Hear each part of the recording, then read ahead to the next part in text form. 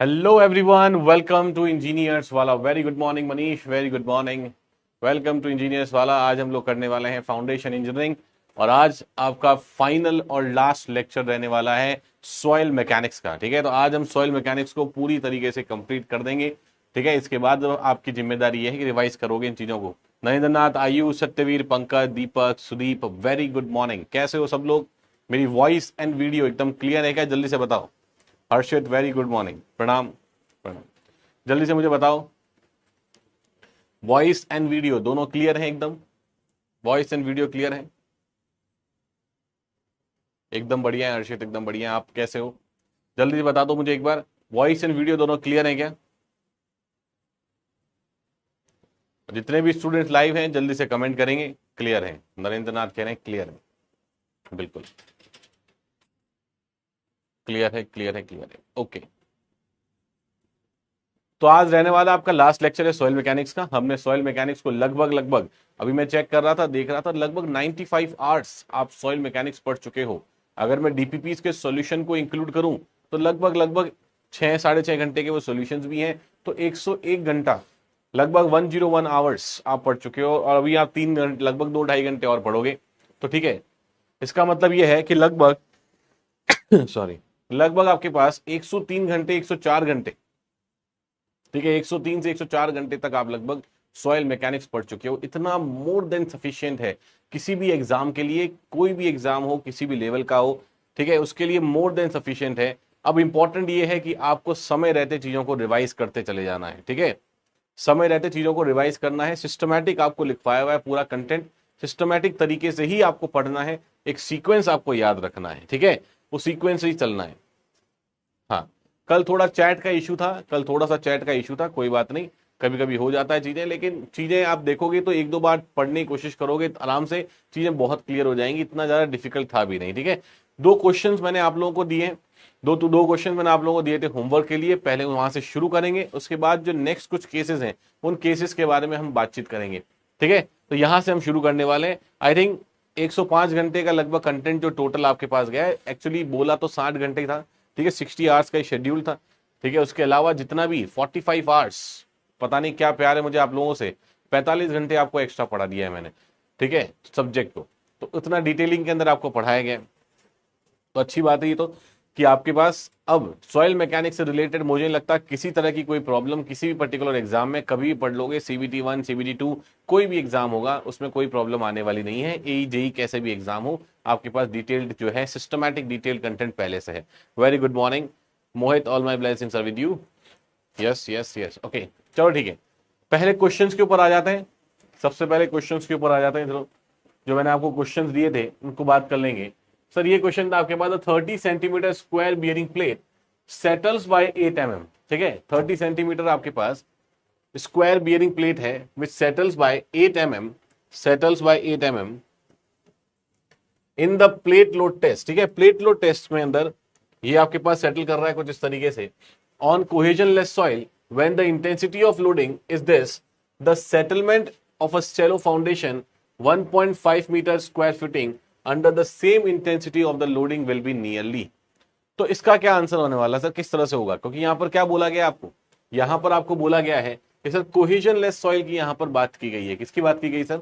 Cohesion less soil की बात करी गई। तो सबसे पहले देखो कि अगर मैं बात करता हूं सर कोहेजन लेस सॉइल की, दैट मीन्स अगर आप बात करते हो कोहेजन लेस सॉइल्स की, that means C is equal to 0।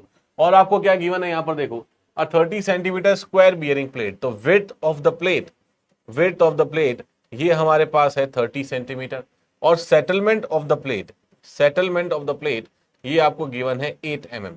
ठीक है, सेटलमेंट ऑफ द प्लेट आपको गिवन है 8 mm। तो 30 सेंटीमीटर मैं बोल दूं या फिर मैं बोलूं यहां पर 0.3 मीटर, तो वो एक ही बात है क्या? ठीक है, वो एक ही बात है।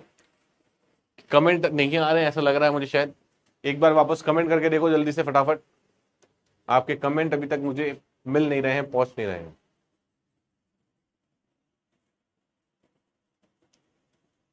आज फिर इशू है क्या कमेंट का? ओके, सेटलमेंट आपके पास ये loading intensity, when the intensity of loading is, तो लोडिंग इंटेंसिटी, ये लोडिंग इंटेंसिटी आपको गिवन है 180 kilo newton per metre square और the settlement of solid foundation of 1.5 metre square footing. Footing जो आपके पास है वो फुटिंग सर है 1.5 मीटर, 1.5 मीटर की स्क्वायर फुटिंग है। Under the same intensity load will be. अब फुटिंग का आपको सेटलमेंट पूछा गया है, फुटिंग का आपको सेटलमेंट पूछा गया है। सिंपल सी बात है। क्या सिंपल सी बात है सर? यहां पर हमें एक चीज देखनी है। यहां पर सबसे सिंपल बात यह है कि डायरेक्ट फॉर्मूला अप्लाई करना है।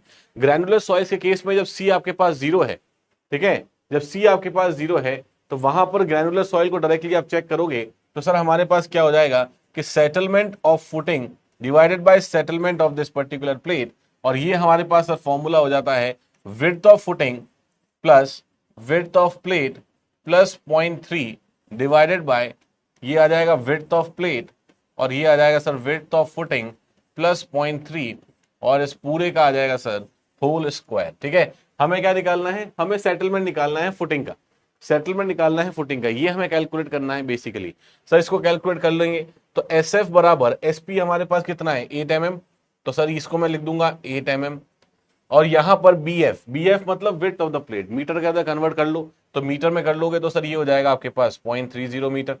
ठीक है, ये आपके पास हो जाएगा 0.30 मीटर।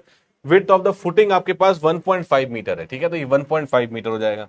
तो sir width of the footing हो जाएगा 1.5, ये हो जाएगा 0.3, ये हो जाएगा 0.3। Similarly width of the plate आपके पास यहां पर आ जाएगा 0.3, दिस इज 1.5 और ये हो जाएगा 0.3, दैट मीन्स इसका स्क्वायर। तो यहां से आपके पास सेटलमेंट आ जाएगा फुटिंग का। जल्दी से बताओ मुझे कमेंट करके, जल्दी से बताओ कि क्या इसका करेक्ट आंसर होना चाहिए। बस इसको सॉल्व करना है आपको, मतलब 0.3 प्लस 0.3 0.6 हो जाएगा, 1.5 इंटू 6 0.6, 1.5 इंटू 0.6 मतलब 0.9 के आसपास ये हो गया, डिवाइडेड बाय 0.3 मतलब 3 ऊपर हो गया और नीचे आ गया आपके पास 1.5 1.8, तो 1.8 यहां पर आ गया और ये आपके पास कितना हुआ 1.8, 8 और 3, 8 3 24, 24 डिवाइडेड बाय 1.8, ये लगभग आपके पास चीजें रहेंगी। इसका मतलब इसको सॉल्व करके देखो एक बार क्या आ रहा है आंसर। इसको सॉल्व करोगे तो 1.5, अच्छा इसका स्क्वायर भी था, 1.5 मल्टीप्लाई बाय 0.6, ठीक है, डिवाइडेड बाय 0.3 और डिवाइडेड बाय 1.8, इसको कर दो स्क्वायर 1.6667, मल्टीप्लाई करो इसको 1.6667 तो ये आ जाएगा इतना आपके पास, ठीक है, मल्टीप्लाई बाय 8 तो लगभग 22.22 आपके पास आएगा, 22.22 आपके पास आने वाला। वेरी गुड मॉर्निंग अनन्या, 22.22, ठीक है, इतना हमारे पास आएगा। और इसका मतलब है सर करेक्ट आंसर क्या हो जाएगा? इसका मतलब आपके पास करेक्ट आंसर हो जाएगा C will be the right answer for this question. C will be the right answer. Directly आपको सिर्फ फॉर्मूला अप्लाई, बिल्कुल करेक्ट है, डायरेक्टली सिर्फ आपको फॉर्मूला अप्लाई करना था और वहां से आपके पास फाइनल आंसर मिल जाएगा यहीं पर। ठीक है सर, यहां तक की बातें बढ़िया हैं। अब देखो नेक्स्ट क्वेश्चन, एक और मैंने आपको लोगों को दिया था क्वेश्चन, और इस क्वेश्चन में ध्यान समझो क्या है क्वेश्चन। क्वेश्चन है sir circular raft foundation of 20 metre diameter, मतलब डायमीटर जो राफ्ट फाउंडेशन की है वो लगभग आपके पास है 20 metre and 1.6 metre thick, thickness आपके पास 1.6 मीटर है, बिल्कुल ठीक है। Is provided for a tank that applies a bearing pressure of 110 kPa। एक टैंक है जहां पे बियरिंग प्रेशर आपका 110 kPa इतना लग रहा है on a sandy soil with Young's modulus आपके पास गिवन है 30 kPa। यंग्स मॉडुलस आपके पास गिवन है 30 kPa और पॉइजंस रेशियो है आपके पास 0.30। The raft is made of concrete, raft concrete का बना है, मतलब ईसी आपको 30 GPa है एंड पॉइजंस रेशियो 0.15, ये कॉन्क्रीट का डिटेल है। Considering the raft as rigid the elastic settlement is, यहां से हमें इलास्टिक सेटलमेंट इसका कैलकुलेट करना है, इलास्टिक सेटलमेंट यहां से कैलकुलेट करना है। तो सेटलमेंट का मैंने आप लोगों को फॉर्मूला बताया था, सेटलमेंट का मैंने आपको फॉर्मूला बताया था। सर सेटलमेंट का फॉर्मूला क्या होता है? अगर सेटलमेंट देखोगे फ्लेक्सिबल फुटिंग का, settlement of the flexible footing क्या था आपके पास? Q multiply by B 1 minus mu square divided by ES multiply by influence factor, यही तो फॉर्मूला था। अब यहां पर अगर कुछ गिवन नहीं है तो इन्फ्लुएंस फैक्टर को हम अज्यूम कर लेंगे 1, इसको हम अज्यूम कर लेंगे किसका? इसको अज्यूम कर लेंगे 1। वो शेप और साइज ऑफ द फुटिंग पे डिपेंड कर रहा होता है इन्फ्लुएंस फैक्टर, तो इसको हम 1 मान लेंगे। हमें निकालना है रिजिड के लिए। अब रिजिड के लिए मैंने आपको एक फॉर्मूला बताया था सर कि ये 0.8 टाइम्स जो है सेटलमेंट ऑफ फ्लेक्सिबल हो जाता है, 0.8 times the settlement of flexible हो जाएगा। जितना फ्लेक्सिबल का है उसका 0.8 टाइम्स कर लो, ठीक है, जितना फ्लेक्सिबल है उसको 0.8 टाइम कर लो। इसका मतलब यहां पर इसको 1 अज्यूम कर लेना अर्षित, ठीक है, 1 अज्यूम कर लेंगे इसको। यहां पर आपके पास 110 गिवन है, विड्थ ऑफ द फुटिंग कितना गिवन है सर, 20 मीटर, 20 मीटर आपको डायमीटर आपको गिवन है इतना, ठीक है, ये आपको 20 मीटर डायमीटर गिवन है, तो सर यहां पर हम 20 मीटर लिख लेंगे। 1 minus mu square, 1 minus mu square आपको पता है, मतलब म्यू आप कौन सा यूज करोगे बताओ जल्दी से, यहां पर इसका यूज करने वाले हो आप, दैट इज पॉइंट कॉन्क्रीट का, दैट इज 0.15 का square divided by ES, ES हमारे पास है 30 kPa, ठीक है, 30 इंटू 10 की पावर 3 कर लेना और मल्टीप्लाई बाय 1, तो ये आपका करेक्ट आंसर हो जाएगा, ठीक है, ये आपका करेक्ट आंसर हो जाएगा। तो यहां से अगर मेरे पास कैलकुलेटर नहीं, जल्दी से करके बताओ क्या आंसर आना चाहिए,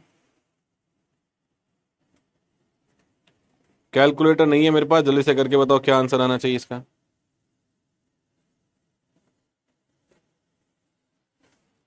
क्या आंसर आना चाहिए,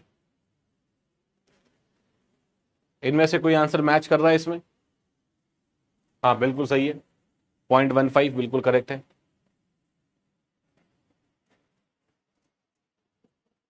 तो क्या करेक्ट ऑप्शन होना चाहिए इसका, जल्दी से बता दो, क्या आंसर आ रहा है यहां से आंसर क्या आ रहा है, 57 के आसपास आ रहा है क्या, 55 57 के आसपास आ रहा है, कितना आंसर आ रहा है,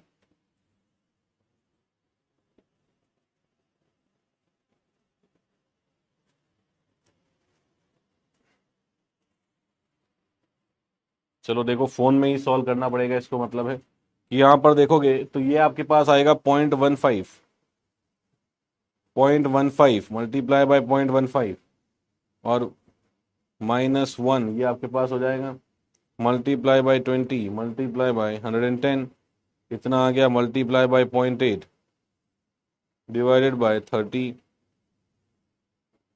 तो ये आपके पास आ रहा है बिल्कुल, ये आपके पास आ रहा है लगभग, ये आपके पास आ रहा है लगभग 57 के आसपास। इसका मतलब ये हो जाएगा दैट मीन्स लगभग अप्रोक्सीमेटली आपके पास, अप्रोक्सीमेटली देखोगे तो 57 के आसपास आ रहा है, ठीक है। इसका मतलब यहां पर जो क्लोजेस्ट ऑप्शन आपको देखने को मिलेगा वो आपके पास हो जाएगा बी, तो answer B will be the closest option, answer B will be the closest option, तो बी आपका करेक्ट आंसर हो जाएगा, बिल्कुल करेक्ट है, 57.34 आ रहा है, एकदम सही, तो 57 समथिंग यहाँ पे आ रहा है, तो ये आपके पास क्लोजेस्ट आंसर आपके पास हो जाएगा B, B will be the right answer for this question. ठीक है सर, यहां तक की बातें क्लियर हो गई, यहां तक की बातें क्लियर है। अब यहां फर्दर देखो, कल हमने कुछ केसेस के बारे में बातचीत करी थी, ठीक है, तो जब हम सेटलमेंट्स को कैलकुलेट करते हैं तो हम क्या करते हैं, वहां पर एक इक्विवेलेंट ड्राफ्ट को कंसीडर करते हैं, वो इक्विवेलेंट ड्राफ्ट को लोगे और वहां से हम लोड डिस्पर्जन को मेजर करके कर रहे होते हैं, ठीक है, वहां से हम लोड डिस्पर्जन को मेजर कर रहे होते हैं। तो यहां आज हम देखेंगे नेक्स्ट वाला केस कि कहां पर इक्विवेलेंट ड्राफ्ट को आपको कंसीडर करना है, उसके केसेस आपके पास अलग अलग हैं। जैसे for example piles are driven into a strong stratum through a layer of weak stratum, मतलब ये आपके पास पाइल को ड्राइव कर रहे हो, तो मान लो ये अलग अलग लेयर है और मैंने ये माना कि ये जो है ये वीक लेयर है, स्ट्रेटम का मतलब लेयर ही हो गई, ये वीक लेयर है और उसके बाद ये आपके पास स्ट्रॉन्ग लेयर है इस तरह से। अच्छा, वीक और स्ट्रॉन्ग सॉइल की कैपेसिटी के बेसिस पर डिपेंड कर रहा है, तो ये वीक लेयर है और वो स्ट्रॉन्ग लेयर है। तो अगर पाइल्स को कुछ इस तरह से आप ट्रांसफर कर रहे हो कि यहां पर आपके पास strong layer through a weak stratum, तो स्ट्रॉन्ग में आने से पहले आपके पास पाइल कहां से जा रही है, वीक लेयर से जा रही है, फिर स्ट्रॉन्ग में आ रही है। तो इस वाले केस के अंदर हम किस तरीके से कंसिडर करते हैं इसको देखो यहां पर। Sir in this case equivalent draft is located at a depth of 2/3 L2 below the top level of strong stratum where L2 is the depth of embedment of pile in the strong stratum। मतलब ये जो pile मान लो इस तरह से आपके पास जा रही है, अभी डायग्राम से बताऊंगा इसको, तो ये जो डिस्टेंस आपके पास आती है स्ट्रॉन्ग स्ट्रेटम की, ये आपके पास L/2 आएगी। वीक वाले को हम लेते नहीं है क्योंकि वीक पे लोड डिस्पर्जन हो नहीं सकता है और हम चाहते भी नहीं है कि वीक लेयर के ऊपर लोड डिस्पर्जन देखने को मिले, तो इसी वजह से वीक लेयर पे लोड डिस्पर्जन नहीं करेंगे, स्ट्रॉन्ग लेयर में लोड डिस्पर्जन करेंगे। और स्ट्रॉन्ग लेयर में भी जो इक्विवेलेंट ड्राफ्ट कंसीडर करते हैं वो हम कंसीडर करते हैं 2/3 ऑफ L/2 पे, 2/3 ऑफ L/2 पे हम इसको कंसीडर करते हैं। ठीक है सर, ये वाला पॉइंट तो हमें बिल्कुल क्लियर है, ये वाला पॉइंट तो क्लियर है कि ये हमने कंसोलिडेशन के अंदर भी इस फॉर्मूले को याद किया है। ठीक है, और जो सिग्मा नॉट आप मेजर करोगे ये जो सिग्मा नॉट आप मेजर करते हो, मतलब इफेक्टिव स्ट्रेस जो मेजर करते हो, ये बेसिकली आप मिड डेप्थ पे मेजर करते हो, ठीक है, मिडिल डेप्थ पे इसको आप मेजर करते हो, मिड डेप्थ मेजर करते हो सिग्मा नॉट को, क्लियर है, मिड डेप्थ मेजर करते हो सिग्मा नॉट को। एक बार डायग्राम देख लेते हैं सर। जैसे फॉर एग्जांपल ये आपके पास पाइल्स हैं, ये पाइल कैप होता है, ये जो आपको देख रहे हो ऊपर, ये जो सबसे ऊपर यहां पर होता है, दिस इज पाइल कैप, ठीक है, ये पाइल कैप होता है जो सारे पाइल्स के ऊपर इस तरह से लगा होता है, क्योंकि कोई भी लोड जब इसके ऊपर लगाओगे, ऑब्वियसली इसके ऊपर कोई ना कोई लोड लगेगा, तो इसके ऊपर कोई लोड लगाओगे डायरेक्ट पाइल के ऊपर नहीं रखते हैं, क्योंकि वहां पर जो एरिया कंसेंट्रेशन जो होता है आपके पास, एरिया कम हो जाएगा, और जो भी लोड ऊपर लगेगा उसकी वजह से इनके एजेस के ऊपर स्ट्रेस कंसेंट्रेशन डेवलप हो जाते हैं, और वहां पर छोटे छोटे क्रैक्स डेवलप हो सकते हैं। इस वजह से ये ऊपर एक पाइल कैप इस तरह से प्रोवाइड किया जाता है। फिर ये आपके पास इंडिविजुअल पाइल्स हैं बहुत सारी। अब ये इंडिविजुअल पाइल्स हैं, ये देखो यहां क्या लिखा है, दिस इज सॉफ्ट और वीक सॉइल, मतलब यहां से लेके यहां तक की जो लेयर है, ये लेयर आपके पास सॉफ्ट सॉइल की लेयर है, that is of distance L1। तो कंडीशन यहां पर है कि हम वीक सॉइल से स्ट्रॉन्ग सॉइल की तरफ आ रहे हैं। पूरा डीप फाउंडेशन जो हमारे पास है, जो पूरा डीप फाउंडेशन जो हमारे पास है, वो बेसिकली इसीलिए तो प्रोवाइड किया जा रहा है कि आप ग्रेटर डेप्थ पे जाके लोड को ट्रांसफर कर सको। आप क्या कर सको, ग्रेटर डेप्थ पे जाके लोड को ट्रांसफर कर सको, इसीलिए तो डीप फाउंडेशन प्रोवाइड करते हैं। और ग्रेटर डेप्थ पे जाने की जरूरत क्यों पड़ी, क्योंकि आपके पास स्मॉलर डेप्थ पर, कम डेप्थ के ऊपर सॉइल इतनी कैपेबल ही नहीं है कि वो लोड्स को सहन कर पाएगी, मतलब वीक सॉइल है। तो यहां पर हमारे पास सॉफ्ट सॉइल है, तो यहां तक की बात नहीं कर रहे। इसके बाद देखो, ये आपके पास स्ट्रॉन्ग सॉइल है, ये स्ट्रॉन्ग सॉइल का स्ट्रेटम जो आपके पास आ रहा है, वो आपके पास बेसिकली यहां से यहां तक आ रहा है, ये यहां से यहां तक आपके पास देखने मिल रहा है, तो ये L/2 है।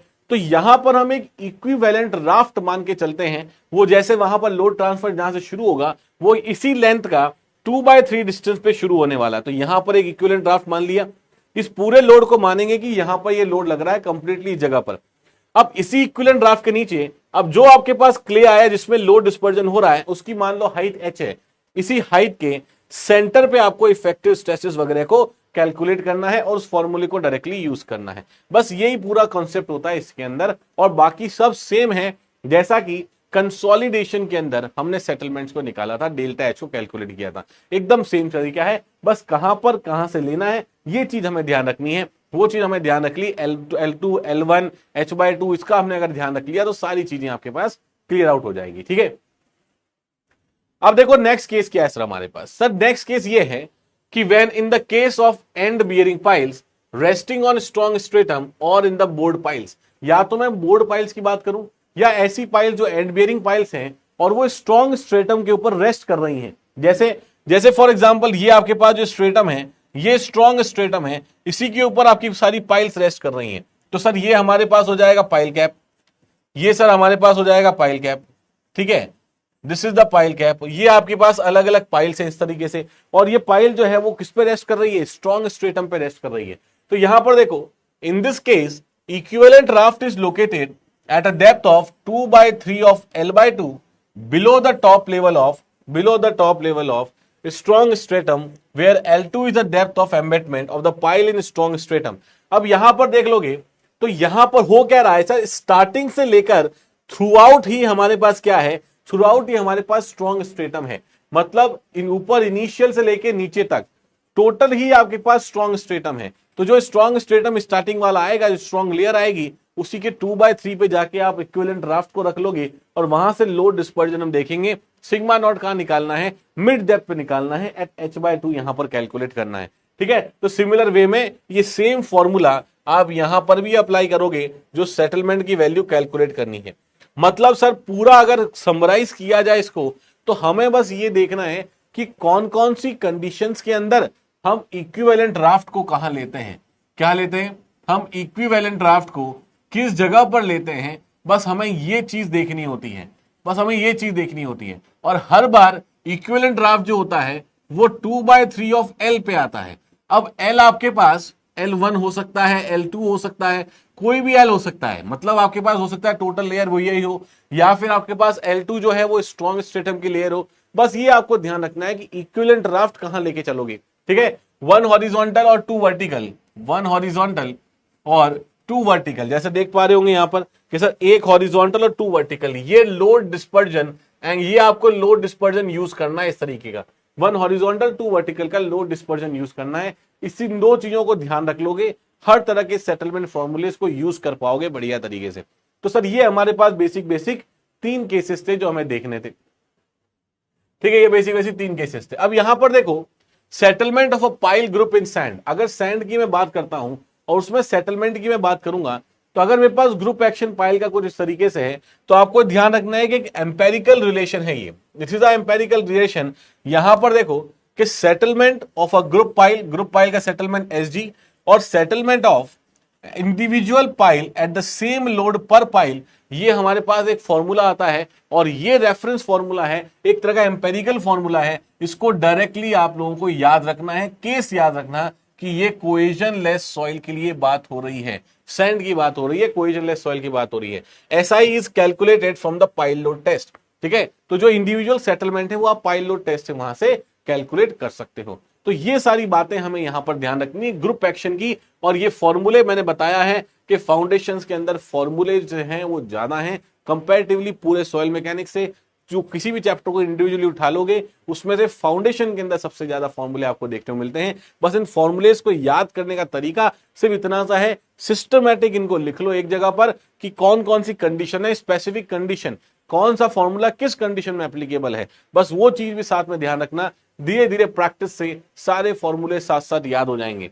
ठीक है, अब देखो नेक्स्ट, ये बहुत बार पूछा जाता है pile driving formula. Engineering services में एक बार पूछा गया था, उसके बाद में काफी जगह ये पूछा गया है पाइल ड्राइविंग फॉर्मूला।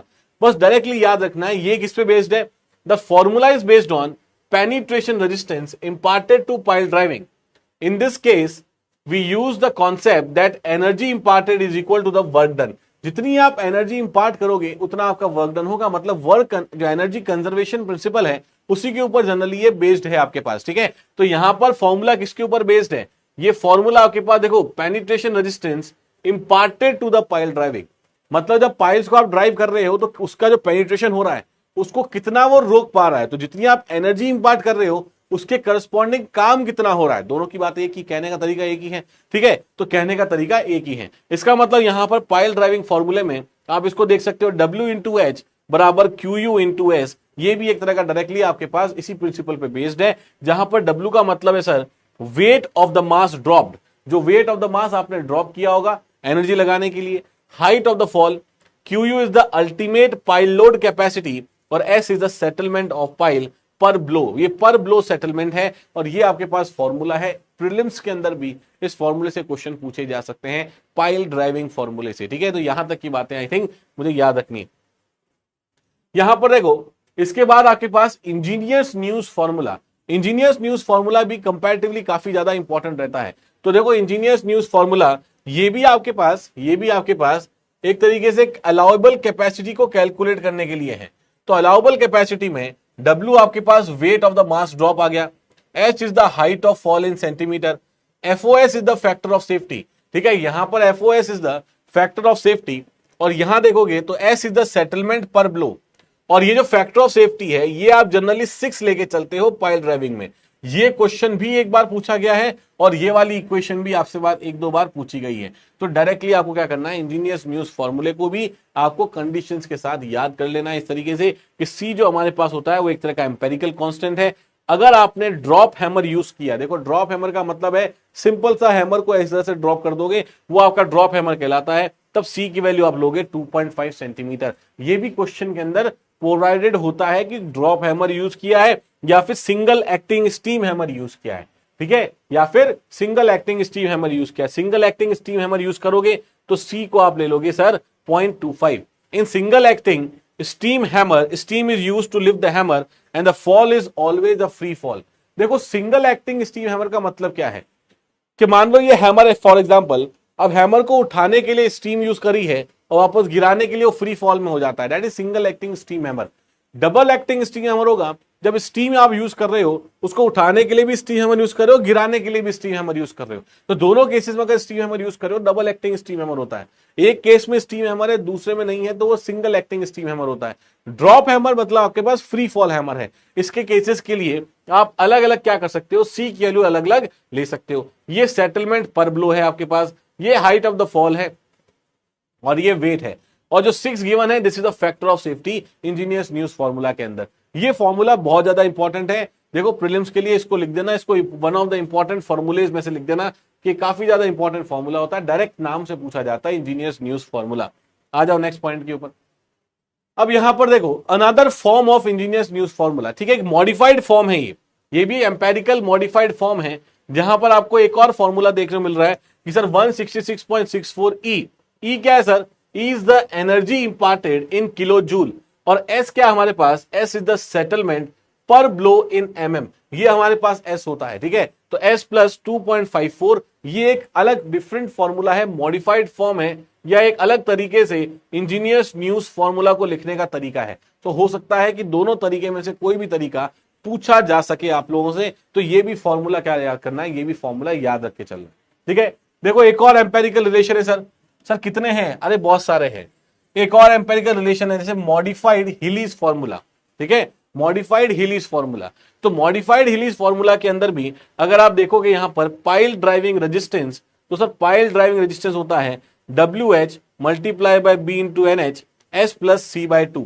तो W सर हमारे पास होगा weight of the mass drop, कितना मास आपने ड्रॉप किया है, height of the fall in centimetre, ये फॉल इन सेंटीमीटर हाइट है, सेटलमेंट पर ब्लो इन सेंटीमीटर, ये आपके पास सेटलमेंट हो जाएगा, एफिशिएंसी ऑफ ब्लो, ये आपके पास एफिशिएंसी ऑफ ब्लो आ जाएगा यहां पर, NH बराबर एफिशिएंसी ऑफ हैमर, ये एफिशिएंसी ऑफ हैमर आएगा, C is the total elastic compression पर ब्लो इन सेंटीमीटर, तो ये टोटल इलास्टिक कंप्रेशन पर ब्लो इन सेंटीमीटर है विच इज C बाय 2, ठीक है। तो ये हमारे पास बेसिकली सब चीजें होती हैं। यहां इलास्टिक कंप्रेशन का मतलब है, देखो टोटल में elastic compression of the soil plus soil का आपके पास बस elastic compression of the Dolly, दोनों का इलास्टिक कंप्रेशन मिलाओगे तब आपका ये फॉर्मूला बनता है। तो मॉडिफाइड हिली फॉर्मूला, इसके अंदर आपको एक ध्यान रखना है कि sir W into H into efficiency of blow multiply by this H divided by S plus C by 2, ये हमारे पास हो जाएगा मॉडिफाइड हिली रेजिस्टेंस का फॉर्मूला, पाइल ड्राइविंग रेजिस्टेंस का फॉर्मूला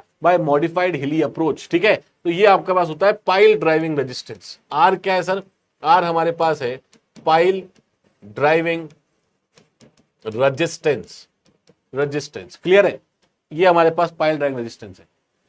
अब देखो यहां पर हमारे पास एक और इंपॉर्टेंट टॉपिक है which is known as the pile load test. Pile load test के अंदर हमें एक चीज ध्यान रखनी है, क्या ध्यान रखनी है सर, कि पाइल लोड टेस्ट के अंदर हम दो तरीके से पाइल लोड टेस्ट को परफॉर्म कर सकते हैं सर। एक हम परफॉर्म कर सकते हैं इसको इनिशियल टेस्ट के फॉर्म में, एक हम परफॉर्म कर सकते हैं इसके रूटीन टेस्ट के फॉर्म में, ठीक है। तो दो टेस्ट जनरली परफॉर्म किए जाते हैं, इनिशियल टेस्ट और रूटीन टेस्ट। थ्योरेटिकल क्वेश्चंस जो हमारे इससे आते हैं सर, प्रीलिम्स में कैसे आएंगे क्वेश्चन, सिंपल से क्वेश्चन किस तरह के होते हैं वो एक बार बता दो। तो ये बताया जाता है इसके अंदर कि सर इनिशियल टेस्ट किस किस वजह से परफॉर्म किए जाते हैं, होते क्या है, और आपके पास रूटीन टेस्ट जो है वो किस किस की वजह से परफॉर्म किए जाएंगे। बस ये जो पॉइंट है ये पॉइंट हमें समझना है, ठीक है।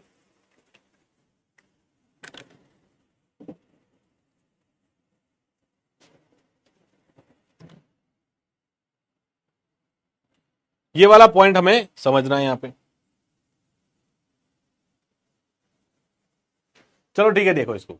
अब यहां पर सर जब पाइल लोड टेस्ट होता है is carried out to determine the allowable load on the pile, मतलब किसी भी पर्टिकुलर पाइल के ऊपर हम कितना लोड अलाउ कर सकते हैं वो आपके पास इस पर्टिकुलर चीज से शो होगा कि पाइल लोड टेस्ट के अंदर कितना अलाउएबल लोड हमारे पास आएगा किसी भी स्ट्रक्चर के ऊपर।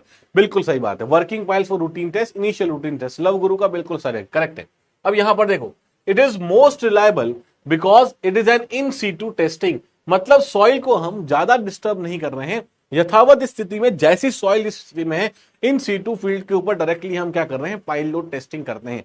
फील्ड के अंदर फील्ड के ऊपर जैसे हमने पाइल्स को इंस्टॉल किया उसी के ऊपर टेस्ट किया जाता है, इस वजह से ये ज्यादा एक्यूरेट टेस्ट आपके पास होता है।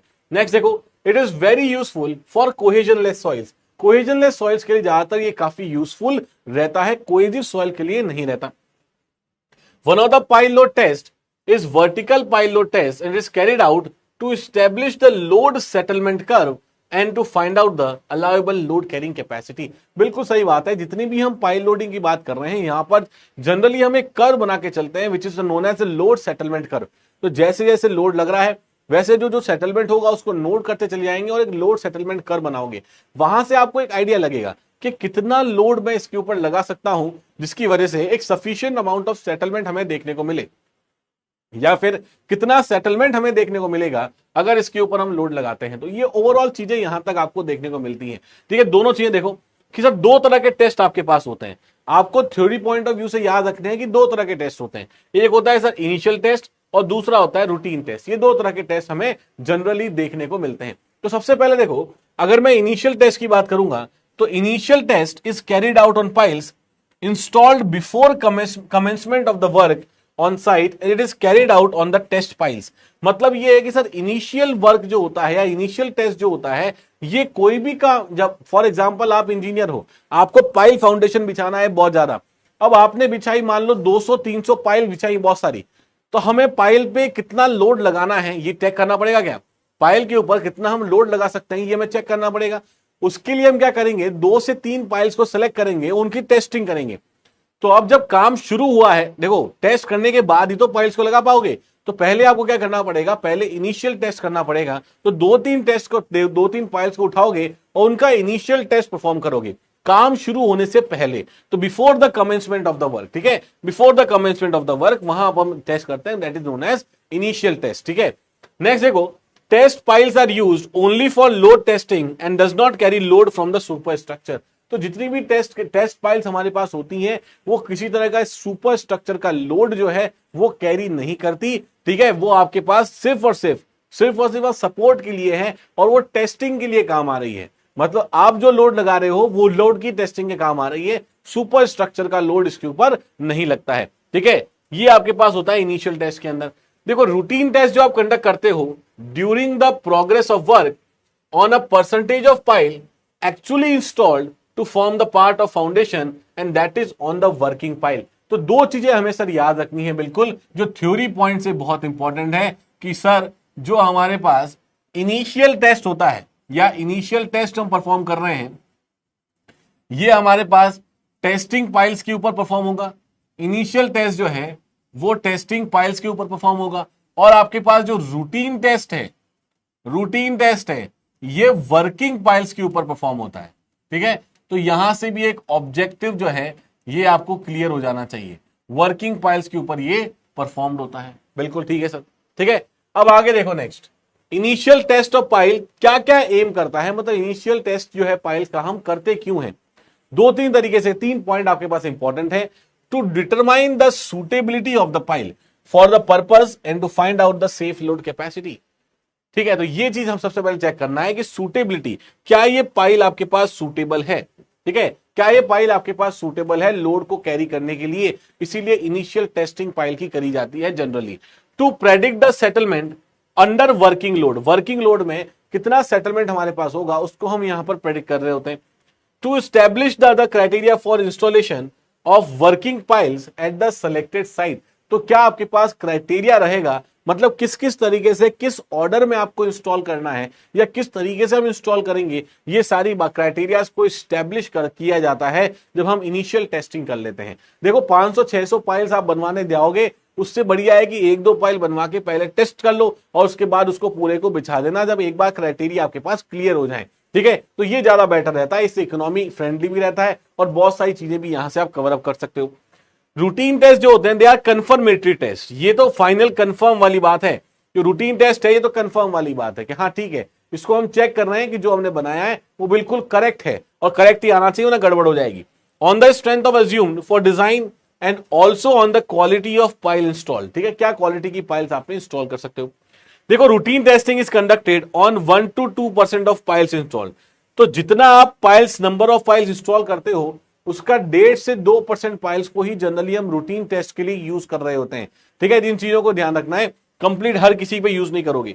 In case of failure pile may be rejected और accepted with lower load capacity and additional pile installed in the foundation block.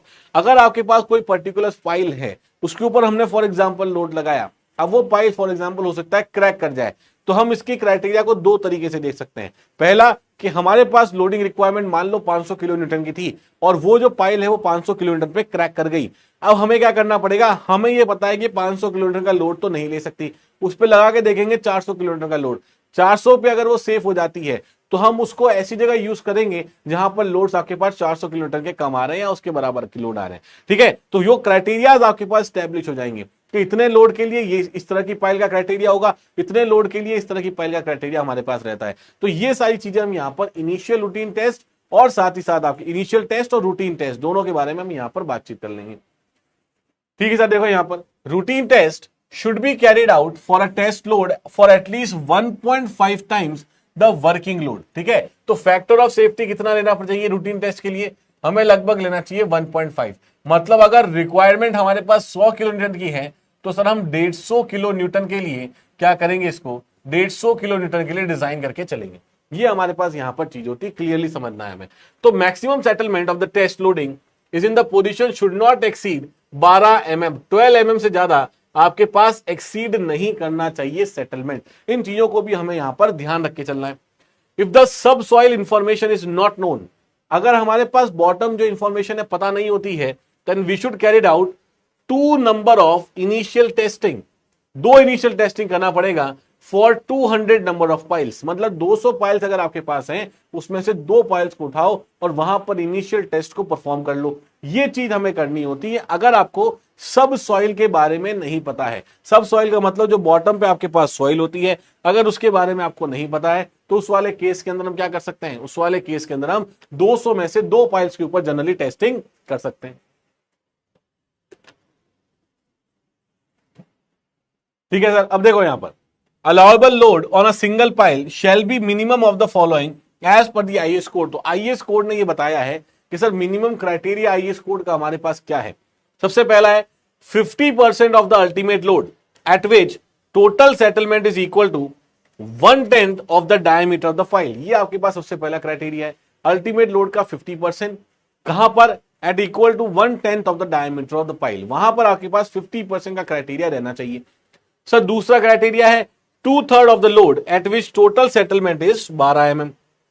जहां पर टोटल सेटलमेंट 12 mm आ रहा है, जिस लोड पे आ रहा है उसका 2/3 आप निकाल लोगे।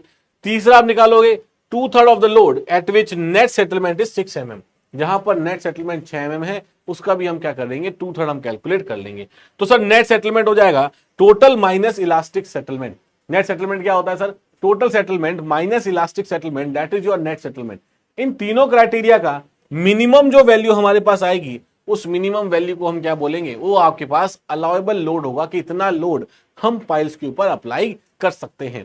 ये सारा केसेस आपको यहां पर देखने को मिलता है।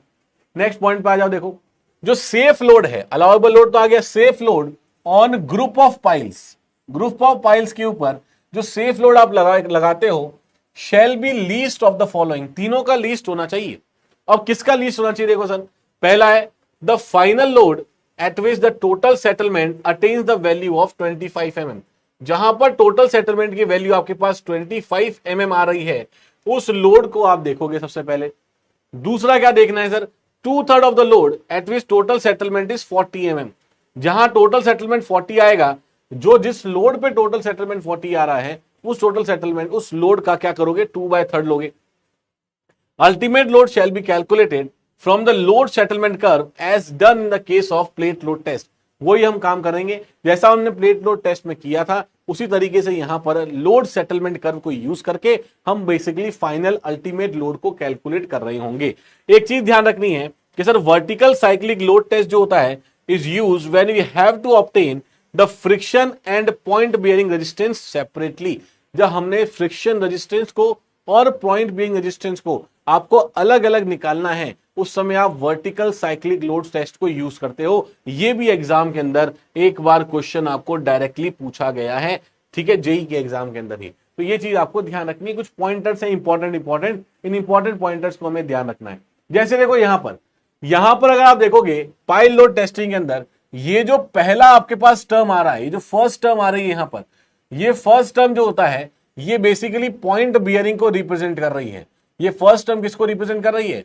ये first term basically point bearing को रिप्रेजेंट कर रही है, कि जो रेजिस्टेंस पॉइंट बियरिंग की वजह से आ रहा होगा। ये जो टर्म हमारे पास आती है, ये टर्म रिप्रेजेंट कर रही है आपके पास friction.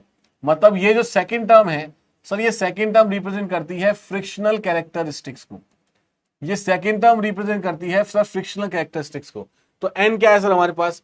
Uncorrected SPTN at the base of the pile. ठीक है, uncorrected SPTN at the base of the pile.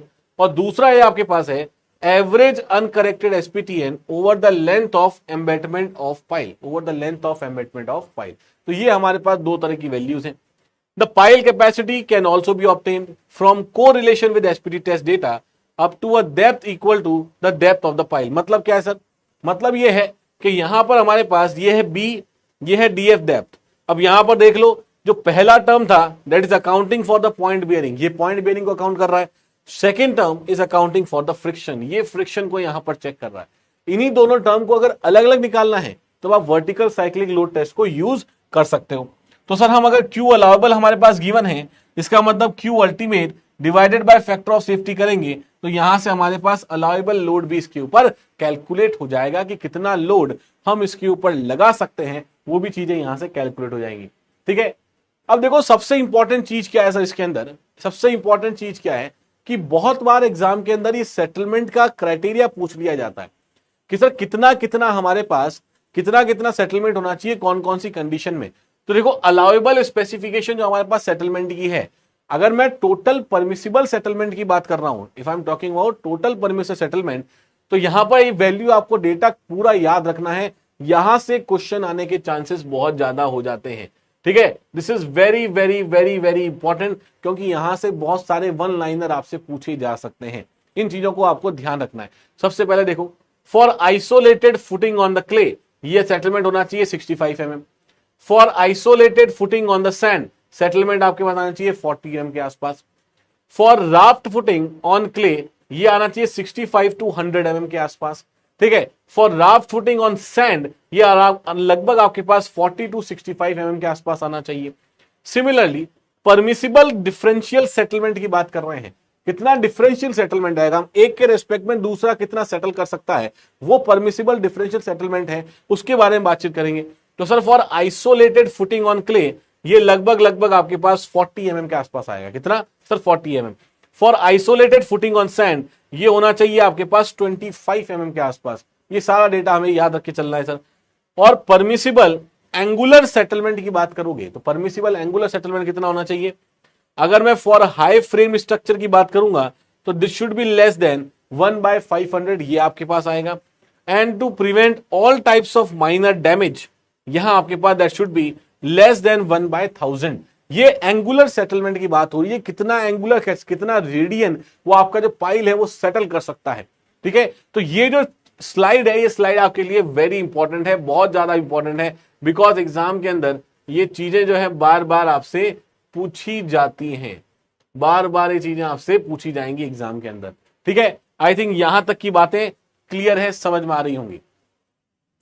एक नोट देखो इंपॉर्टेंट, क्या सर इंपॉर्टेंट नोट है सर हमारे पास? इंपॉर्टेंट नोट ये है कि for a multi storeyed building having isolated foundations on sand, the maximum permissible, जो मैक्सिमम परमिसिबल सेटलमेंट है वो है हमारे पास 60 mm, वो हमारे पास 60 mm। ठीक है, and for multi storeyed building having isolated foundation, take the higher load as compared to the single story buildings having isolated foundations। ठीक है, तो यहां पर हमारे पास होता है, ज्यादा होता है। so that deflection caused by the multi story building having isolated foundation higher than 40 mm। देखो यहां पर एक चीज समझना है, यहां पर to be on fair side, ये स्टेटमेंट आपको इंजीनियरिंग सर्विसेज में एक बार पूछा गया था, इस वजह से स्टेटमेंट को इंक्लूड किया गया है कि जो मल्टी स्टोरी बिल्डिंग है जिनकी आइसोलेटेड फाउंडेशन होती है सैंड पे, वहां पर मैक्सिमम परमिसिबल सेटलमेंट 60 mm होता है। ठीक है, कितना होता है? 60 mm होता है। अगर मैं बात करता हूं मल्टी स्टोरी बिल्डिंग की जहां पर आइसोलेटेड फाउंडेशन है, तो वो ज्यादा लोड को कैरी करेगी compare to the single storey building. ये चीज को ध्यान रखना कि यहां पर मान लो कोई मल्टी स्टोरी बिल्डिंग है और उसकी फाउंडेशन आइसोलेटेड फाउंडेशन है, तो वो ज्यादा लोड कैरी कर सकती है बजाय कि सिंगल स्टोरी बिल्डिंग के। तो ये कभी कभी हमारे पास मिथ होती है। क्या मिथ होती है? ये मिथ होती है कि सिंगल स्टोरी बिल्डिंग है, छोटी बिल्डिंग है, तो हो सकता है ज्यादा लोड कैरी कर पा रही होंगी, लेकिन ऐसा नहीं है। अगर आपके पास मल्टी स्टोरी बिल्डिंग है, उसका आइसोलेटेड फाउंडेशन है, अगर आपके पास सिंगल स्टोरी बिल्डिंग है, उसका आइसोलेटेड फाउंडेशन है, तो मल्टी स्टोरी बिल्डिंग ज्यादा बेटर लोड को कैरी कर जाती है। ठीक है, तो ये चीज हमें ध्यान रखनी है। साथ ही साथ देखोगे तो डिफ्लेक्शन जो आपके पास आएगा मल्टी स्टोरी बिल्डिंग का, जहां पर आइसोलेटेड फाउंडेशन है, वो भी आपके पास 40 mm के आसपास होना चाहिए अगर हमें सेफ साइड के अंदर रहना है। तो जनरली आप देख पा रहे हो 60 mm, लेकिन 60 mm से कम करके भी 40 mm के आसपास आपको रहना है। तो ये एक नोट है, कभी कभी स्टेटमेंट में आपसे पूछ लिया जाता है, इसलिए हम यहां पर इसको इंक्लूड कर सकते हैं साथ साथ सर। ठीक है, इसको साथ साथ यहां पर इंक्लूड कर सकते हैं। अब यहां पर देखो कि foundation on foundation on expensive soil. Expensive soil के ऊपर फाउंडेशन की बात करते हैं कि what is the meaning of expensive soil और किस तरीके से यहां पर कौन कौन से पैरामीटर्स हैं जो हमें ज्यादातर यहां पर इंक्लूड करके चलने। सबसे पहले देखो, एक्सपेंसिव सॉइल का मतलब हमें समझ में आ रहा है ऐसी सॉइल जो आपके पास एक्सपैंड कर सकती है, जिसमें वॉल्यूमेट्रिक चेंजेस बहुत ज्यादा होते हैं, उसको हम बोलते हैं expensive soil, which have large volumetric changes. ठीक है, व्हेन वाटर इज अवेलेबल, इस तरह की सॉइल को बोला है सर एक्सपेंसिव सॉइल। इसमें आप एक टेस्ट करोगे जिसको बोलते हैं फ्री स्वेल टेस्ट, और एक आपके पास डिफरेंशियल स्वेलिंग टेस्ट होगा। तो सर यहां पर देखोगे, सबसे पहले मैं बात करता हूं सर फ्री स्वेल टेस्ट की। तो फ्री स्वेल टेस्ट का मतलब क्या है कि this test is performed by pouring slowly 10 centimetre cube of dry soil passing through 425 micron, 425 micron से पास हो रहा होगा, सीव into a 100 cc graduated cylinder filled with water। ठीक है, filled with water। Now the volume of swelled soil is read after 24 hours from the graduation of cylinder to give the free swell value। तो यहां पे 24 घंटे बाद हम check करेंगे कि इसकी स्वेलिंग कितनी हो रही है। तो फ्री स्वेलिंग कैसे निकालोगे सर? जो 24 घंटे के बाद फाइनल वॉल्यूम आएगा minus that initial volume divided by initial volume multiply by 100, sir ये हमारे पास फ्री स्वेल की वैल्यू आएगी। इससे फर्क क्या पड़ेगा सर? ध्यान से देखना यहां पर कि अगर मैं बेंटोनाइट सॉइल की बात करता हूं जिसके अंदर मोंट मोइलोनाइट था, containing montmorillonite have free swell value of 1200 से 2000%। यहां पर आपको समझ में आ रहा होगा कि इस वजह से ही इसका जो वॉल्यूमेट्रिक चेंजेस होते हैं वो बहुत ज्यादा होते हैं, लार्ज वॉल्यूमेट्रिक चेंजेस आपको देखने को मिलते हैं। ठीक है, अब केओलिनाइट जो हमारे पास है has free swell value of 80% and elite have swell value of 30 to 80%। ठीक है, 30 to 80%। तो ये हमारे पास अलग अलग जो है आपके मिनरल्स होते हैं उनकी भी फ्री स्वेल की वैल्यू जो है ये भी आपसे पूछी जा सकती है। नेक्स्ट देखो, हमारे पास डिफरेंशियल की बात करते हैं। तो डिफरेंशियल फ्री स्वेल टेस्ट, इस टेस्ट में क्या करोगे? इसमें 2 सैंपल लोगे। In this test 2 samples of dry soil weighing 10 gram each passing through 425 micron sieve, 425 micron sieve से पास कर रही है, उनको हम ले रहे हैं यहां पर। एक को पुट किया आपने 50 सीसी ग्रेजुअल ग्लास सिलेंडर के अंदर और कंटेनिंग केरोसिन ऑयल, ठीक है, जो कि नॉन पोलर लिक्विड है, पहले मैं बता चुका हूं आपको। Other sample is put in a similar cylinder containing distilled water. 2 sample लिए, एक में आपने केरोसिन में पुट किया, एक में आपने डिस्टिल्ड वाटर के अंदर इसको पुट कर दिया। Both the sample are left undisturb for 24 hours, 24 घंटे के लिए इसको अनडिस्टर्ब रख दिया। और फिर हमने यहां क्या किया? यहां पर वॉल्यूम को यहां पर नोट किया। ठीक है, तो यहां देखोगे डिफरेंशियल फ्री ट्वेल्स का मतलब क्या होगा कि soil volume in water minus soil volume in kerosene divided by soil volume in kerosene, ये आपके पास हो जाएगा sir differential free swell. This is the differential free swell. कितना आपके पास वॉल्यूमेट्रिक चेंजेस पानी के अंदर आया, माइनस करोगे कितना आपके पास वॉल्यूमेट्रिक चेंजेस केरोसिन के अंदर आ रहा है, डिवाइडेड बाय द केरोसिन में वॉल्यूम चेंज मल्टीप्लाई बाय 100, ये आपके पास हो जाएगा डिफरेंशियल फ्री स्वेल टेस्ट। ठीक है, ठीक है, ये वैल्यू हमें ध्यान रखनी है। अब सर टेबल के थ्रू भी हम कुछ पॉइंट्स को याद कर सकते हैं, और ये पॉइंटर सबसे ज्यादा इंपॉर्टेंट है टेबल के फॉर्म में। डिग्री ऑफ एक्सपेंसिवनेस की बात करेंगे, लो, इसका मतलब डिफरेंशियल फ्री ट्वेल्व का परसेंट अगर 20 से कम होता है तब आपके पास डिग्री ऑफ एक्सपेंसिवनेस हो जाएगी कम। दूसरा बात देखो, ये मॉडरेट कब होगा? जब हमारे पास 20 से 35 के आसपास होगा। Similarly this will be high अगर ये 35 से 50 के बीच में होता है, तो ये बहुत हाई हो जाएगा अगर ये 50% से ज्यादा का डिफरेंशियल स्वेल हमें देखने को मिल रहा है। तो ये कुछ चीजें हैं जो आपको डायरेक्टली याद रख के चलनी है। सिमिलरली अगर मैं स्वेलिंग पोटेंशियल की बात करूं तो सर स्वेलिंग पोटेंशियल आपके पास लो हो जाएगा अगर आपके पास ये आईपी की वैल्यू 0 से 15 के बीच में है। अगर आईपी की वैल्यू 0 से 15 के बीच में। मॉडरेट की बात करो तो सर मॉडरेट के अंदर आपके पास जब आईपी की वैल्यू 10 से 35 होगा तब ये मॉडरेट होगा। स्वेलिंग पोटेंशियल हाई हो जाएगा अगर ये वैल्यू आपके पास 20 से 35 के बीच में होता है। सिमिलरली ये आपका वेरी हाई हो जाएगा अगर आपके पास वैल्यू जो है आईपी की 35 से ज्यादा होती है। ये जो डेटा है ये डेटा बहुत ज्यादा इंपॉर्टेंट है। इस डेटा को आपको याद करके चलना है, टेबल को बहुत ही क्लियरली इस टेबल को याद करके चलना है। क्लियर है? आ जाओ नेक्स्ट पॉइंट के ऊपर सर। अब सर बात कर लेते हैं कुछ स्टेबलाइजेशन की। सर स्टेबलाइजेशन का सॉइल का मतलब क्या है? फॉर एग्जांपल हमारे पास अलग अलग तरह से सॉइल के मेथड्स होते हैं जिससे हम सॉइल को मॉडिफाई कर सकते हैं अलग तरीके से। मतलब हो सकता है कि जो सॉइल आपके पास प्रोवाइडेड है उसके ऊपर जिस तरह की लोडिंग्स वगैरह लग रही हैं या फिर उसका केमिकल कंपोजिशन इस तरह से है कि वो सॉइल आपके पास स्टेबलाइज नहीं है, तो हम अलग अलग तरीके से उसको स्टेबलाइज कर सकते हैं ताकि हमारे पास जो स्ट्रक्चर है वो बहुत आसानी से उस सॉइल के ऊपर रेस्ट कर सके, या फिर सॉइल की जो बियरिंग कैपेसिटीज हैं उसको भी हम उसको इंक्लूड करके चलते हैं या इंप्रूव करके चलते हैं बाय द स्टेबलाइजेशन प्रोसेस। अब अलग अलग तरह के स्टेबलाइजेशन हो सकते हैं, जैसे मैकेनिकल स्टेबलाइजेशन हो सकता है, जैसे केमिकल स्टेबलाइजेशन हो सकता है। इस तरह से अलग तरह के स्टेबलाइजेशन आपको देखने को मिल सकते हैं। इसका मतलब समझो सर यहां पर कि sir stabilisation of the soil ये हमारे पास जो देखने को मिलता है इट इंक्लूड्स, क्या इंक्लूड करता है सर ये, various methods for modifying the properties of soil. अलग अलग तरह के प्रॉपर्टीज के मेथड्स हैं हमारे पास टू इंप्रूव, करना क्या है हमें इसकी इंजीनियरिंग परफॉर्मेंस को इंप्रूव करना है, उसको ही हम कहते हैं स्टेबलाइजेशन। स्टेबलाइजेशन का मतलब ये हो जाएगा कि आप उसकी इंजीनियरिंग परफॉर्मेंस को क्या कर रहे हो, इंप्रूव करके चल रहे हो। पहली बात तो ये हो गई सर। मेन ऑब्जेक्टिव क्या है, main objective is to increase the strength.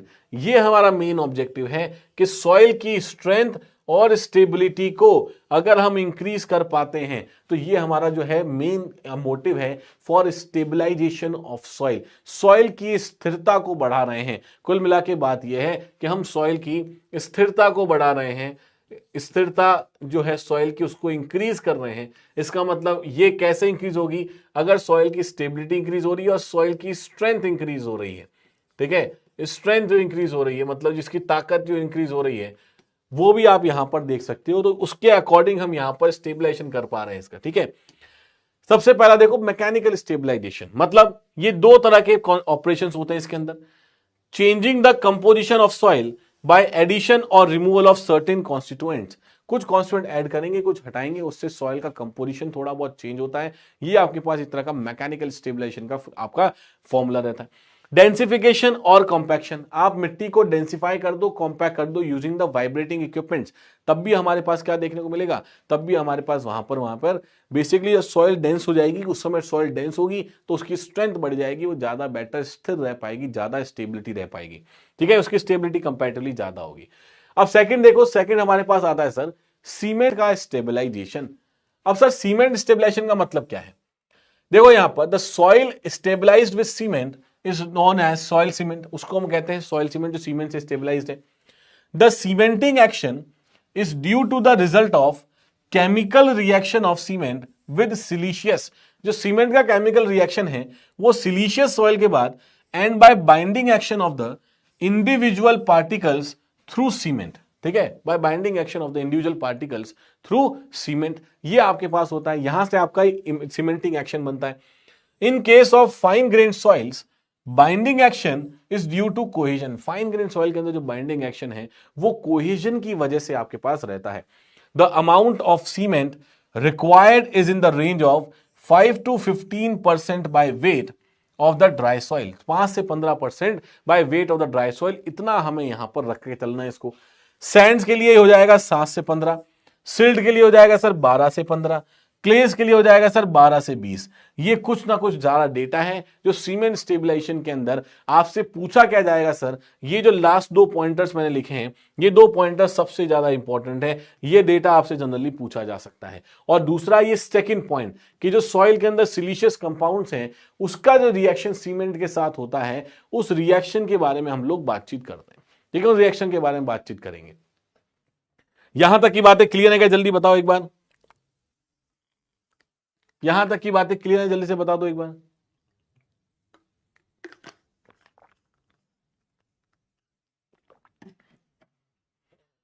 Messages नहीं दिख रहे हैं आप लोगों के, आज भी चैट दिख नहीं रहा है, आज भी चैट का इशू है क्या। 17-18 मिनट पहले आपका कोई चैट आया था, आज भी चैट का इशू चल रहा है मुझे लगता है। चलो ठीक है, अब देखो आगे। फॉर एग्जाम्पल देखो यहां पर लाइम स्टेबलाइजेशन की बात करते हैं। ठीक है, लाइम स्टेबलाइजेशन की बात करते हैं। Yes sir.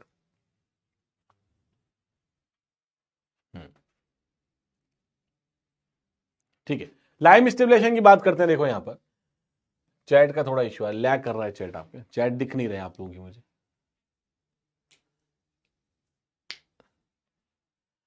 चैट नहीं दिख रही, चलो कोई बात नहीं।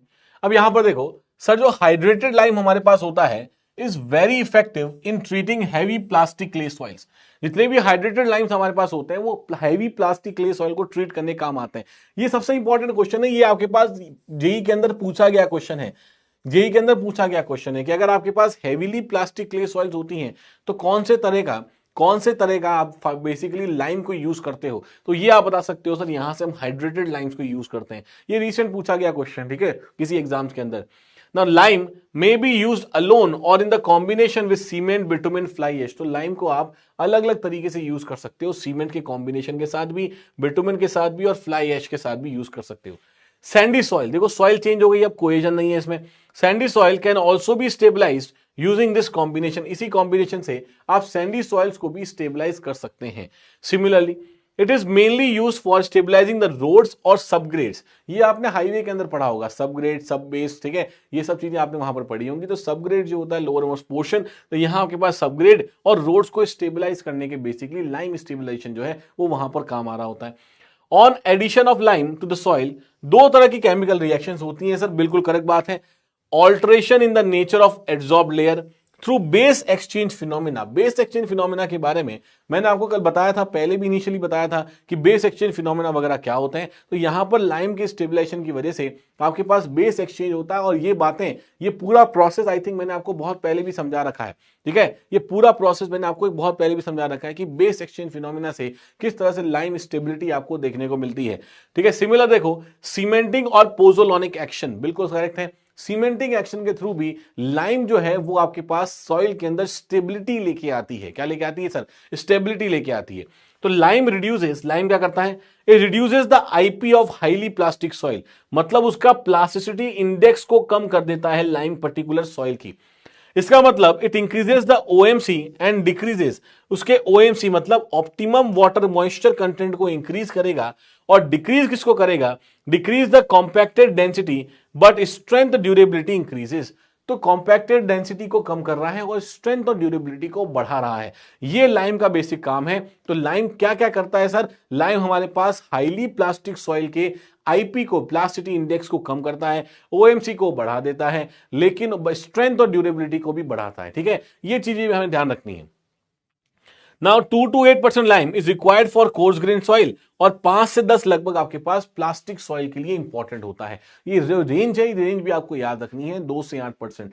तो कुछ यहां पर देखो थ्योरेटिकल डेटा है, तो ये जो थ्योरेटिकल डेटा है आपके पास, इस थ्योरेटिकल डेटा को आपको बढ़िया तरीके का, एक एक लाइन जो है, यहां एक एक लाइन आपके पास इंपॉर्टेंट है, ठीक है। थ्योरेटिकल डेटा से आपको ज्यादातर वन लाइनर्स जो है फाउंडेशन के अंदर बहुत पूछे जाएंगे।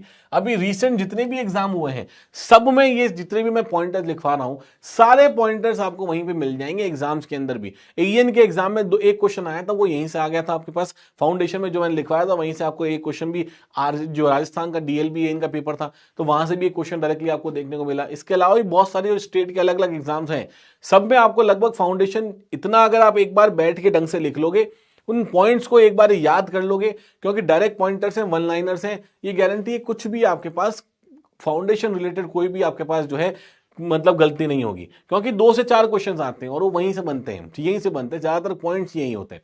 नेक्स्ट देखो बिटुमिन स्टेबलाइजेशन की बात करेंगे तो एस्फॉल्ट और टार, ये आपने बीएमसी में पढ़ा होगा, एस्फॉल्ट क्या होता है, टार क्या होता है, ये सब चीजों के बारे में। ये आपके पास are the bituminous material which are use for stabilization of soil for pavement construction. तो पेवमेंट कंस्ट्रक्शन के लिए जनरली ये सुटेबल होता है। Now since the viscosity of this material is comparatively very high, अब इनकी विस्कोसिटी जो है वो आपके पास कंपैरेटिवली ज्यादा होती है, then it is first reduced before the adding into the soil. क्योंकि इनकी विस्कोसिटी काफी ज्यादा है इन मटेरियल्स की, इसलिए पहले इसकी विस्कोसिटी को कम किया जाता है हम किसी भी सॉइल के अंदर ऐड करने से पहले। Now the bituminous material when added impart binding action on water proofing action और both in the soil। तो ये बाइंडिंग एक्शन भी प्रोवाइड करता है, 2 तरीके से स्टेबलाइज कर पा रहा है, एक बिटुमिन आपके पास बाइंडिंग एक्शन की वजह से और एक वाटर प्रूफिंग एक्शन की वजह से कि पानी से इसको बचा के रखेगा। ये 2 तरीके की चीजें आपके पास यहां पर रहती हैं, ठीक है। अब नेक्स्ट देखो केमिकल स्टेबलाइजेशन। सर 4-5 तरह के स्टेबलाइजेशन है, सारे बता दिए हैं आपने। केमिकल स्टेबलाइजेशन की बात करोगे तो देखो क्या क्या आते हैं। सर एक आता है हमारे पास कैल्शियम क्लोराइड, एक आपके पास आता है सोडियम क्लोराइड, एक आपके पास होता है सोडियम सिलिकेट। अब देखो कैल्शियम क्लोराइड का क्या मतलब है, CaCl2, मतलब it is used as water retentive additive in mechanical stabilization, stabilized basis and surfacing. It is a type of floc forming reagent and helps in compaction of soil. देखो calcium chloride क्या करेगा, calcium chloride basically एक तरह का floc forming reagent है। Floc forming reagent का मतलब है वो मिट्टी को इकट्ठा कर करके रखेगा, मतलब फ्लॉक्स बना के रखेगा। फ्लॉक्स बनाएगा तो वजन बढ़ जाएगा, वजन बढ़ जाएगा तो आपके पास कॉम्पैक्शन हो जाएगा ग्रेविटी के थ्रू भी, तो सॉइल कॉम्पैक्टेड रहेगी। सॉइल कॉम्पैक्टेड रहेगी तो स्ट्रेंथ बढ़ जाएगी, इससे सॉइल स्टेबलाइज हो चुकी है। बस सिंपल सी बात है। सोडियम क्लोराइड का मतलब है इस action is same as that of calcium chloride and it attracts and retains, क्या करता है, moisture and reduce the rate of evaporation. ये मॉइस्चर को रोक के रखेगा और उसके रेट ऑफ इवेपोरेशन को कम कर देगा सोडियम क्लोराइड। ये भी एक तरह का फ्लॉक फॉर्मिंग रिएजेंट ही है, ये भी सॉइल के फ्लॉक्स को बना रहा है और वहां से फ्लॉक्स बनने के बाद वो बेसिकली उसको कॉम्पैक्ट कर रहे होंगे। तो ये सारी चीजें हमें यहां पर भी पता चल गई।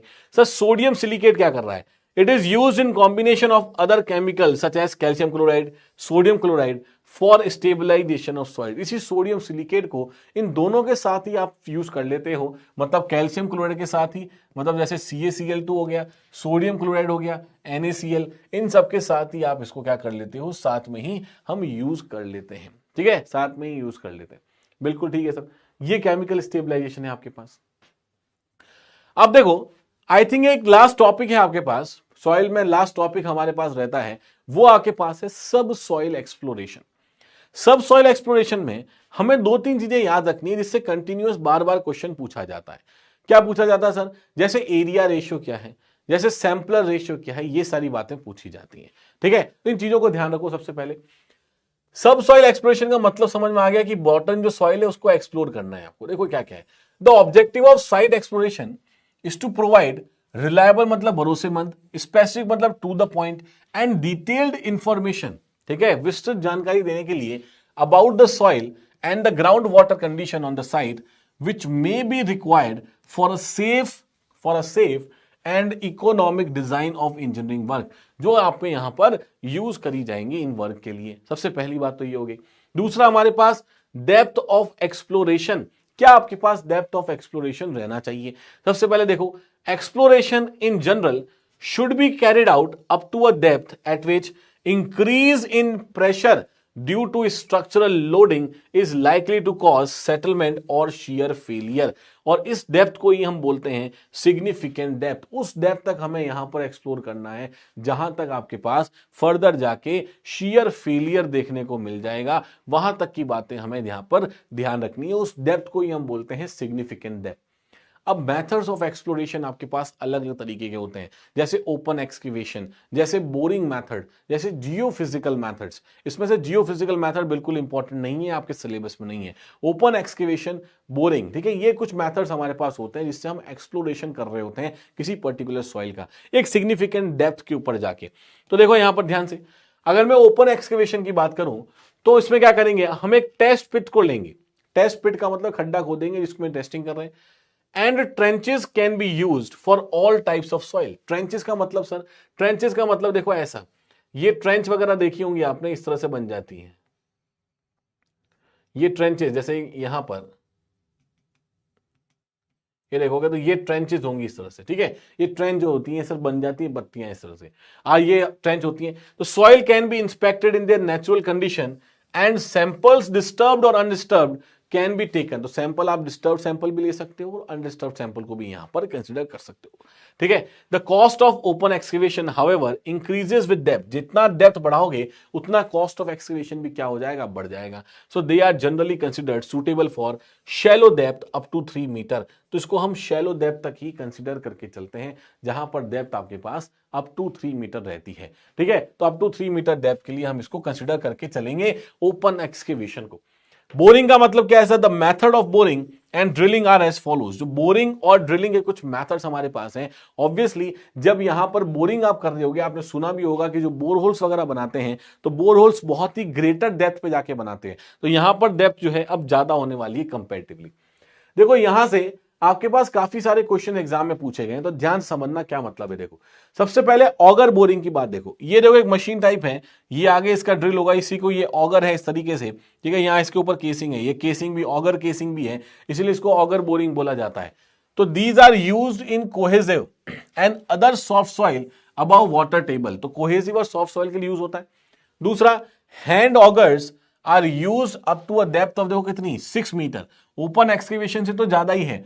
And mechanical augers are use for greater depth and they can also be use for gravelly soil. तो ये ऑगर्स जो है आपके पास, क्योंकि मैकेनिकली भी ऑपरेटेड होते हैं, तो ग्रेटर डेप्थ पे मतलब 6 मीटर या इससे ज्यादा की डेप्थ के लिए भी ये यूज किया जा सकता है, ठीक है। तो ये चीज भी आपको ध्यान रखनी है। वो इस तरह की केसिंग होती है, यहां पर ये सिमिलर देख रहे होंगे, ये ऑगर की केसिंग है, तो इसको इस तरह से क्या कर सकते हो, इस तरह से बोरिंग कर सकते हो, ड्रिल कर सकते हो, और वहां से एक्सकेवेशन किया जा सकता है बड़े लंबे तक।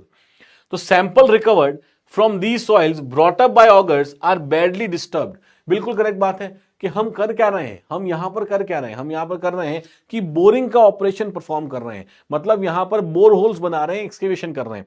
तो जब वाइब्रेशन करके एक्सकेवेशन करोगे तो वहां पर जो सॉइल आपके पास है वो कोई बचेगी थोड़ी, वो तो डिस्टर्ब्ड कंडीशन में होगी बहुत ज्यादा। तो मतलब सैंपल जो आप उठा के लेके आए वो हैवीली डिस्टर्ब होता है। अब हाईली डिस्टर्ब सैंपल है, इसका मतलब ऑब्वियसली स्ट्रेंथ भी क्या रहेगी, ऑब्वियसली स्ट्रेंथ भी इसकी कम आ जाएगी। तो ये सारी बातें भी हमें यहां से पता रखनी है सर, बिल्कुल ठीक है।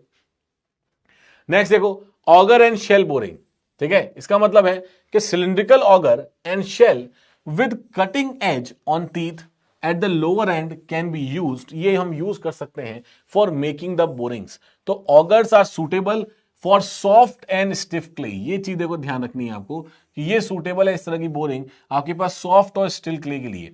And shale are suitable for very stiff and hard clays, तो ये बहुत ही स्टिफ और हार्ड क्लेस के लिए शेल सुटेबल होती है। And shell pumps for sandy soils. तो बस आपको यहां पर टाइप्स ऑफ सॉइल के लिए कौन कौन सी आपके पास बोरिंग सूटेबल है उसके बारे में आपको ध्यान रखना है कि सॉफ्ट टू स्टिफ क्ले के लिए जो शेल्स ऊपर लगी होती हैं वो बेसिकली हार्ड स्ट्रेटा के अंदर बोरिंग करने काम आती है। और यहां पर आपके पास जो सिलिंड्रिकल ऑगर, नॉर्मल ऑगर होंगी, वो आपके पास कटिंग एज की तरह काम आ रही होंगी, ठीक है। फिर इन the case of your soft soils, in the case of your soft soil उसमें जनरली काम आती है। अब देखो यहां पर वॉश बोरिंग, ये यहां पर देख पा रहे होगे, ये आपके पास एक तरह की वॉश बोरिंग होती है, मतलब पानी का प्रेशर लगाओगे, इस तरह से प्रेशर लगा के यहां पर क्या करोगे, जेट अप्लाई करोगे और प्रेशर के थ्रू इसकी बोरिंग करोगे, ठीक है, प्रेशर के थ्रू इसकी बोरिंग करोगे। तो मतलब it is fast and simple method for advancing holes in all types of soil. क्या करो, पानी के प्रेशर को यूज करो और वहां पे होल कर दो, ये सबसे तेजी का मेथड है और बेसिकली फास्टेस्ट मेथड है, ठीक है, और सिंपल मेथड है। Boulders and rocks can not be penetrated, सीधी सी बात है, पत्थर को तो पेनिट्रेट कर नहीं पाओगे directly by this method. So this method consists of first driving the casing through a hole rod and with a sharp chisel and water is forced under pressure through the drilled hole। तो इस वाले में हमें करना क्या है, हमें boring करनी है बेसिकली। तो बोरिंग करनी, देखो यहां पर क्या करेंगे, पहले कुछ इस तरह से क्या करेंगे, पहले कुछ इस तरह से एक्सकेवेशन करेंगे। अब ये एक्सकेवेशन कर लेने के बाद अब आप क्या करोगे, प्रेशर से पानी को यहां पर पुट करोगे। क्या करेंगे सर प्रेशर से पानी को पुट करेंगे, प्रेशर से पानी को पुट करेंगे और होल को क्या करेंगे, इंक्रीज कर रहे होंगे। ये कहलाती है आपके पास wash boring. This is known as your wash boring. Similar देखो, सिमिलर सर होता है हमारे पास परकशन बोरिंग।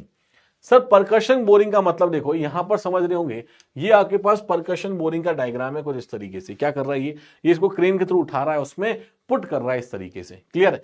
तो in this method soil and rock formation are broken by repeated blows of heavy chisels by cable और drilled rod, ठीक है। Repeated हम क्या करेंगे, ब्लो डालते रहेंगे और वहां से खड्डा करेंगे उसके ऊपर। तो water is added to the hole during the boring if not already present to form the slurry and is suitable for all types of soil, boulders and rock. हर तरह के सॉइल्स, बोल्डर्स और रॉक के लिए ये वाली जो boring होती है परकशन बोरिंग, ये सूटेबल होती है। डायग्राम से ही चीजें आपको समझ में आ रही होंगी, ठीक है, डायग्राम से ही चीजें आपको क्लियरली समझ में आ रही होंगी सर डायग्राम का मतलब क्या है, ठीक है सर। नेक्स्ट देखो आपके पास रोटरी बोरिंग।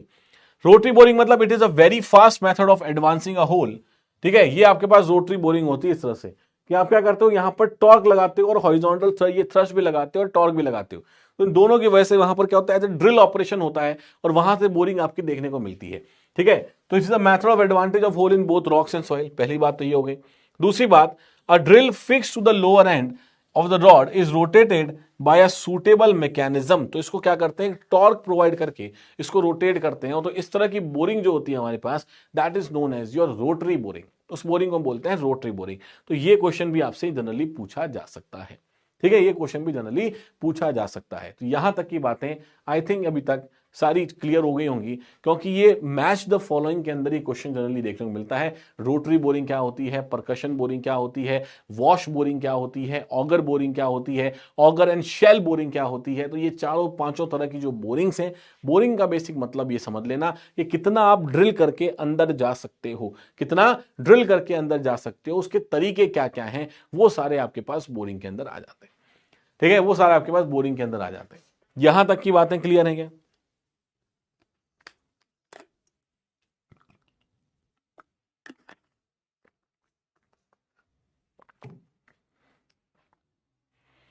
यहां तक की बातें क्लियर हैं?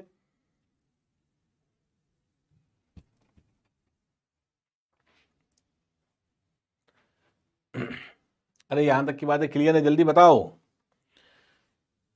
अब आपके पास लास्ट टॉपिक है, लास्ट टॉपिक है ये, which is soil sample of can be disturbed और अनडिस्टर्ब्ड सॉइल सैंपल जो हमारे पास रहते हैं।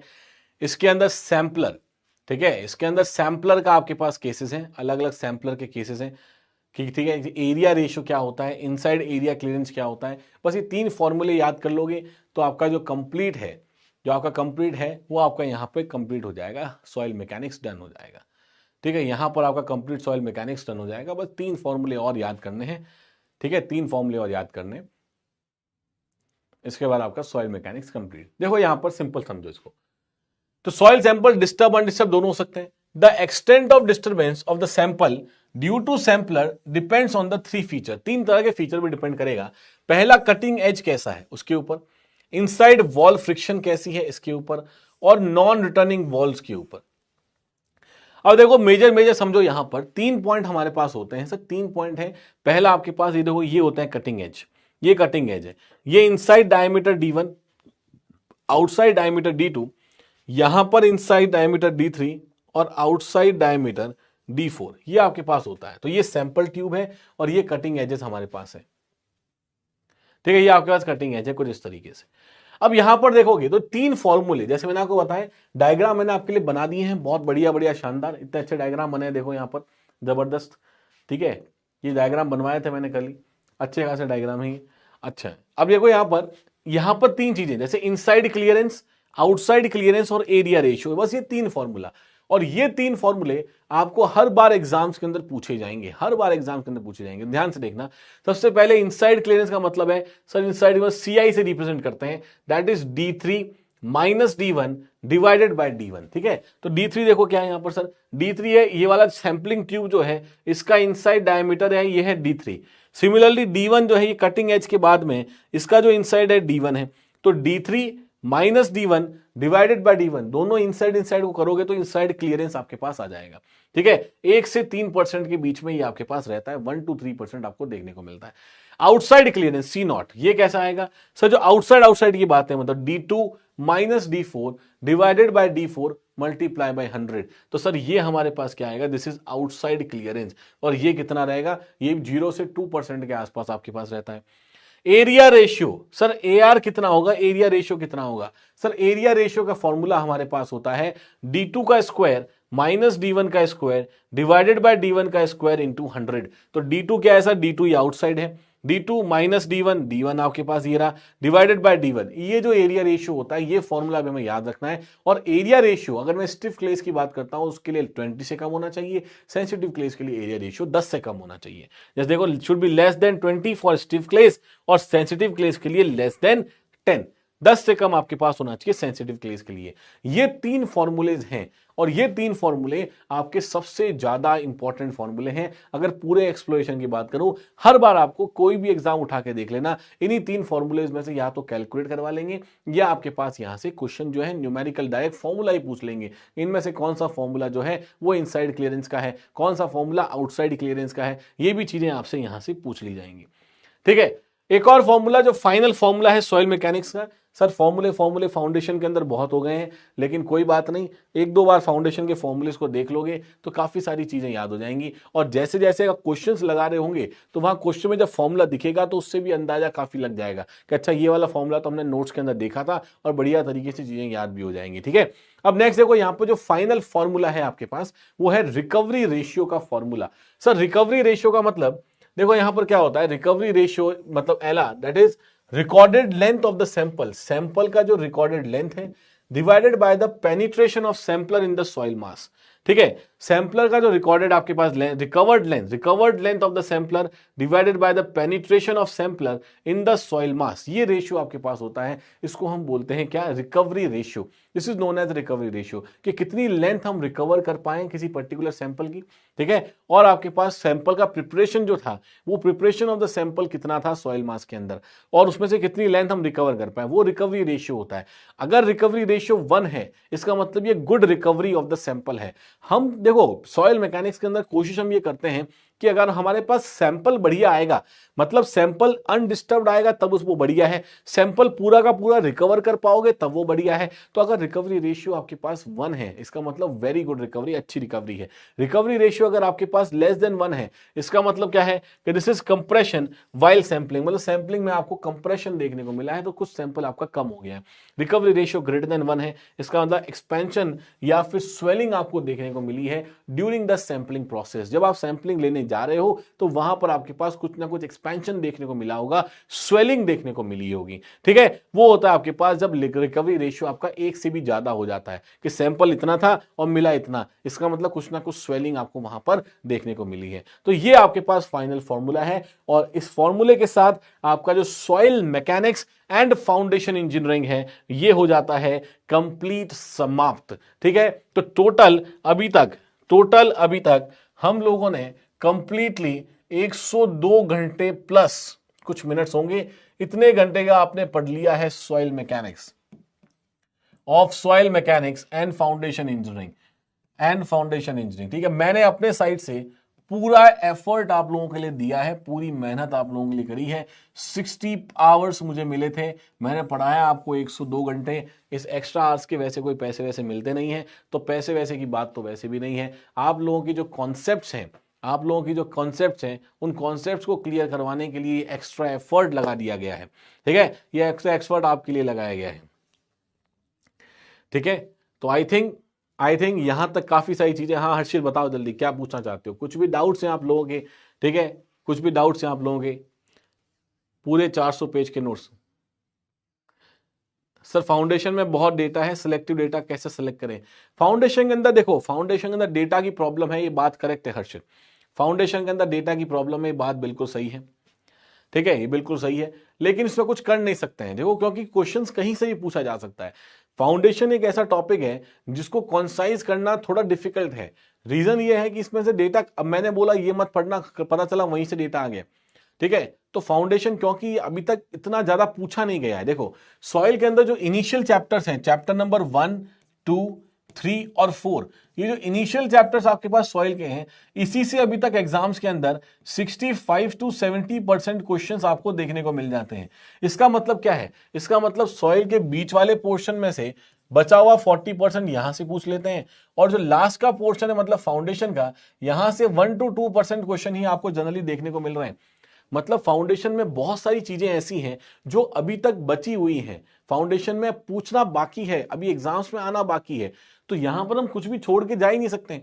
ठीक है, हो सकता है कुछ भी पूछ ले यहां से, अभी तक एक क्वेश्चन आया, हो सकता है ज्यादा। अच्छा यहां तो हम सिलेक्टेड बता सकते हैं, क्योंकि इतने सालों से यहां लगातार क्वेश्चन पूछे जा रहे हैं हर एग्जाम्स के अंदर, तो हर एग्जाम में एक पैटर्न बन गया है।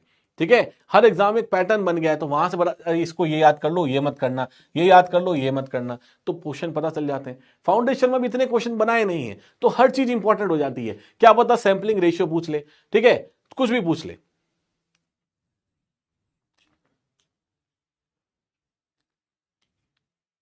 हाँ बिल्कुल, तो ये थोड़ा सा गैम्बल है, लेकिन ज्यादा टाइम देना नहीं है। देखो बात समझो इस चीज को, सीबीटी 1 के लिए जो आपके पास एसएससी जेई सीबीटी 1 है, इसके लिए ज्यादा समय नहीं देना है फाउंडेशन को।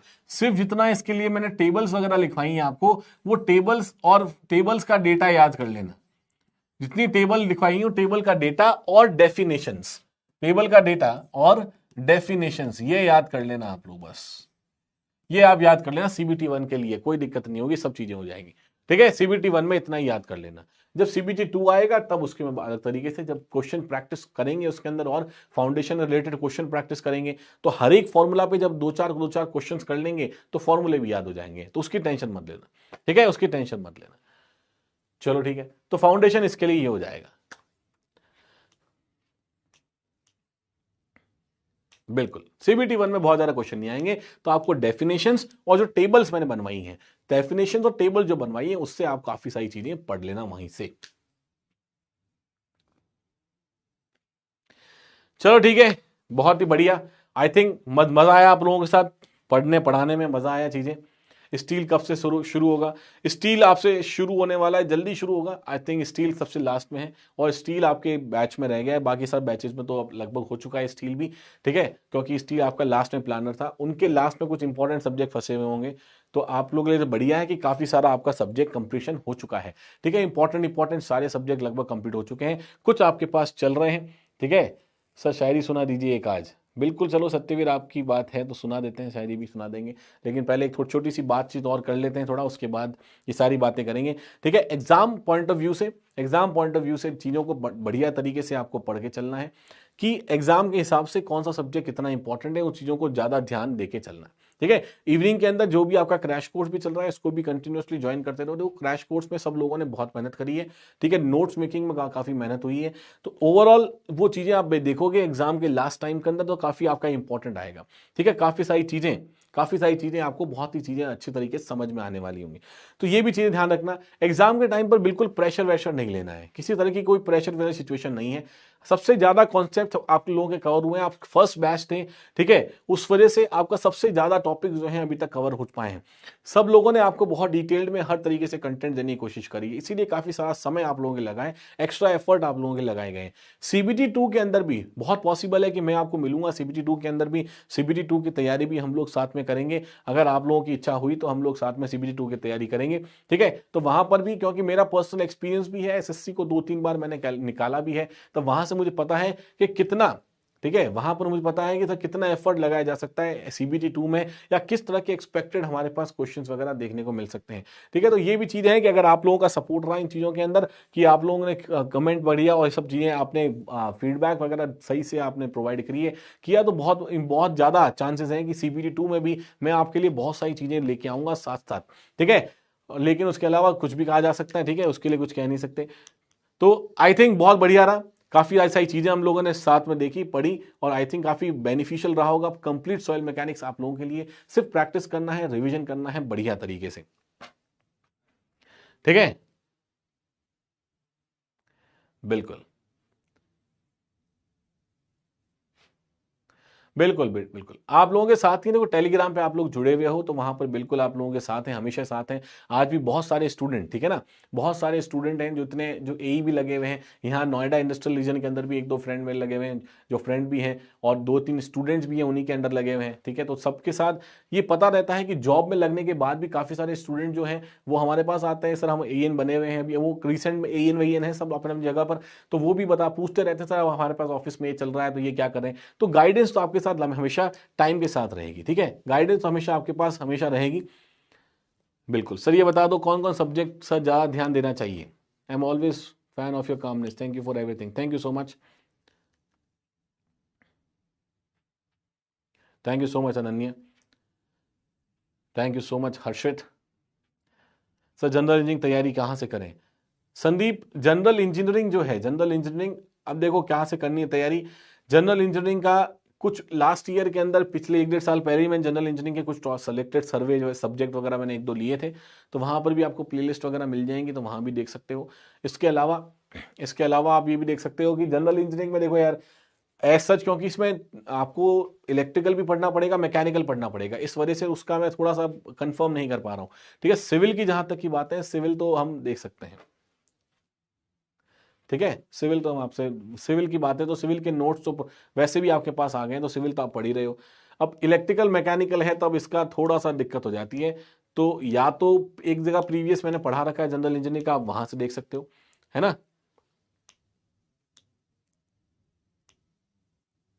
ठीक है, चलो ठीक है, फिर मिलते हैं फिर नेक्स्ट क्लास के अंदर, स्टील की क्लासेस में मिलेंगे, ठीक है। और हर जब क्लास खत्म होती है तब मैं एक चीज हमेशा कहता हूं, आज मेरा लगभग ये देख लो, यहां पर आप ये देख सकते हो 77 या 78 ऐसा कुछ बैच होगा ये लगभग। जल्दी मिलेंगे नोएडा आकर, बिल्कुल नोएडा आओ, मिलो बढ़िया तरीके से, और जब सिलेक्शन हो गया आओगे तब तो और भी बढ़िया लगेगा। ऐसे भी मिल सकते हो, ऐसी कोई बात नहीं है, ठीक है। नॉर्मली ऐसे भी मिला जा सकता है, कोई इशू नहीं है, लेकिन सेलेक्ट होकर आओगे तो और बढ़िया लगेगा और खुशी होगी हमें, ठीक है।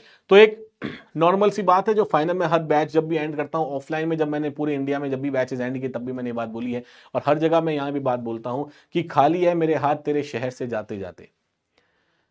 क्या चाहता हूं मैं? कुछ नहीं चाहता, आपका सिलेक्शन, आपके लिए सारे एफर्ट है, मेरा तो जो होना था हो चुका है, ठीक है। तो आपके लिए ही सारे एफर्ट, आपके लिए ही सारे सिलेक्शन है, ठीक है। ये सब चीजें आपके लिए, आपका सिलेक्शन हो जाएगा, आपके अपनी फैमिली को सपोर्ट करोगे, आप अपनी लाइफ में आगे बढ़ोगे। हो सकता है बहुत सारे बच्चे याद भी ना रखे बाद के अंदर, ठीक है, उनको ज्यादा फर्क भी नहीं पड़े, जब लाइफ में आगे बढ़ जाते हैं, जब सक्सेस एक बार आ जाती है तो बहुत लोगों को लोग भूल भी जाते हैं। तो हो सकता है आप यशवंत सर को याद भी ना रखोगे कि सर ठीक है कोई था जो पढ़ा के चला गया, कोई बात नहीं, 5-10 नंबर की तो बात है, तो लाइफ में चीजें हो जाती हैं। तो इसमें मेरे में कोई एडिशन नहीं है, ठीक है। आप लोगों के लिए सारे एफर्ट हैं, आप लोगों की लाइफ अच्छी हो जाए, आप अच्छी जगह पहुंच जाओ, आपके माँ बाप खुश रहें, ये सब चीजें हैं। ये बस दुआ रहती है मन से कि जितने स्टूडेंट्स हैं जिनसे हम कहीं ना कहीं कनेक्ट रहे थे, ठीक है, उन स्टूडेंट्स को हम कुछ दे पाए, उनकी लाइफ में कुछ एडिशन कर पाए, बस इतना सा एक हमारी रिक्वायर ये रहती है, इतना सा हमारे एफर्ट रहते हैं। इसलिए टीचिंग फील्ड को मैंने चूज किया था। एक छोटी सी खुशी जो स्टूडेंट के चेहरे पर देख लेता हूं, हो सकता है कि वापस से वो कभी याद भी ना करे, वो अलग चीज होती है, लेकिन ठीक है। तो खाली है मेरे हाथ तेरे शहर से जाते जाते, थोड़ी जान और होती तो वो भी लुटाते जाते, थोड़े से एफर्ट अगर और थोड़ी अगर हिम्मत और बचती तो और भी ज्यादा दे देते आप लोगों को, ठीक है। तो ये सब चीजें हैं। तो खाली है मेरे हाथ तेरे शहर से जाते जाते, थोड़ी जान और होती तो वो भी लुटाते जाते। अब हर एक शख्स तेरे शहर का जानता है मुझे, अब हर एक शख्स तेरे शहर का जानता है मुझे, अब हर एक शख्स तेरे शहर का जानता है मुझे। एक वक्त गुजरा है यहां आते जाते, ठीक है। तो बहुत समय हमने साथ में निकाला है, बहुत समय हमने साथ में निकाला है, बहुत टाइम हमने साथ में निकाला है। तो टाइम हमेशा याद रहेगा, एक्सपीरियंस हमेशा याद रहेगा। और आप सबको ब्लेसिंग्स है कि आप बहुत बढ़िया तरीके से, ठीक है, बहुत बढ़िया तरीके से, मैं नहीं बोलूंगी सर कभी भी, बिल्कुल बिल्कुल। चलो बिल्कुल, मुझे भी काफी सारे नाम याद है, देखो डेली मैं नाम लेता रहता हूं तो मुझे काफी सारे नाम, batches B, C, D, A batches, जितने बैचेस थे हमारे सबके, कुछ बच्चे जो डेली लाइव क्लासेस में आते हैं सबके नाम हमें बिल्कुल याद है ना। तो वो सब चीजें भी पता रहती हैं कौन लाइव क्लासेस अटेंड कर रहा है। तो ऑल द बेस्ट, मिलते हैं फिर स्टील स्ट्रक्चर्स के अंदर, ठीक है। This is all from soil mechanics, this is all from soil mechanics, and thank you so much for being such a good students. बहुत बढ़िया स्टूडेंट्स आप लोग रहे हो, बहुत अच्छे डाउट्स आपने थ्रू आउट सेशंस के अंदर काफी अच्छी अच्छी बातें करी हैं, काफी अच्छे डाउट्स पूछे हैं। Thank you so much for that, और मिलते हैं वापस स्टील स्ट्रक्चर के अंदर। Till then keep learning, keep rocking, thank you so much, bye bye.